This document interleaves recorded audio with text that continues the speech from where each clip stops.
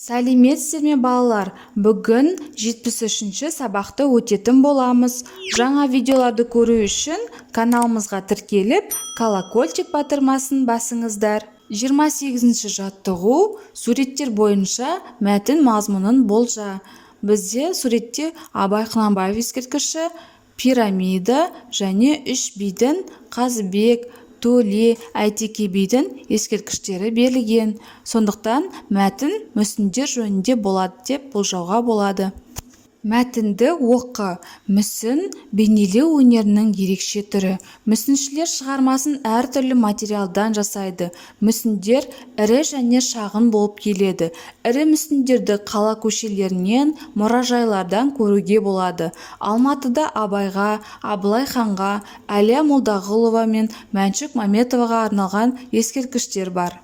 Өзің тұратын жерде қандай мүсіндер бар? Зерттеу жүргіз. Ол мүсіндер туралы деректер жина.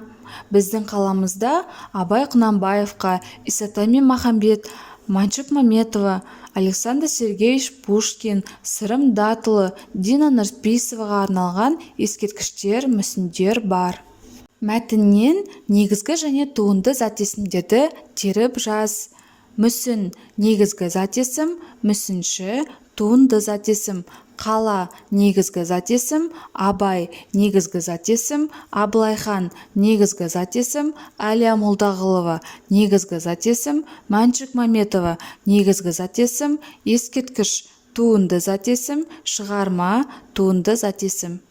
29-шы жаттығу Мерейдің ағасы Жандосқа жазған хатын оқы. Құрметті аға, мен жазғы демалысымды қалада өткізгім келеді. Сондықтан Астанаға баруды жоспарлап отырмын. Астанадағы ғимараттарды көрсем деймін. Екеуміз қаланы бірге аралаймыз. Кездескенше сау бол, қарындасың Мерей. Қалай ойлайсың? Хат дұрыс жазылған ба? Нені өзгертіп, нені қосуға болады? Хат жазғанда мына нұсқаулықты басшылыққа алып жаз. Есіңе сақта. Сәлемдесу сөзінің біреуге қаратып айтылуы, өзің хат жазып отырған адамның хал жағдайын білу мақсатында сұрақ қою, өзің туралы әңгімелеу, қоштасу сөздері, хат жазып отырған адамның аты жөні. Құрметті Жандос аға, сіздің қалыңыз қалай? Жақсы ма? Менде бәрі жақсы.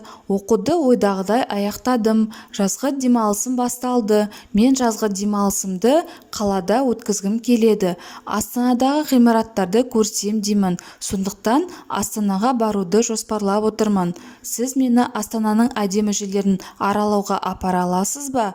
Екеуміз қаланы бірге араласақ, қызықты болар еді. Кездескенше сау болыңыз, қарындасыңыз Мерей. 30-шы жаттығу Қайрат пен Гүлжан пілдің суретін салды. Суреттері әдемі-ақ, бірақ олардың салғаны түрліше болып шықты. Суреттердің түрліше болу себебін дәлелде. Қайрат пен Гүлжан үстелде бір-біріне қарама-қарсы отыр. Олардың қасында суретін салуға тиіс пілдің мүсіні тұр. Енді ол піл екеуіне әртүрлі қырынан көрінеді. Қайратқа алдынан көрінсе, Гүлжанға жанынан көрініп тұр. Сондықтан Қайрат пен Гүлжанның суреттері әртүрлі болып шықты. Сіздерге түсінікті болу үшін осындай екі суретті ұсынып отырмын. Қайрат мүсінді алдынан көріп тұрса, Гүлжан оны жанынан көрген. Сондықтан екеуінің суреттері екі түрлі болып шықты.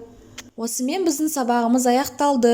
Каналымыз пайдалы болған болса, лайк басып тіркеліп қойыңыздар. Жаңа видеолар сізге бірінші болып көрінеді.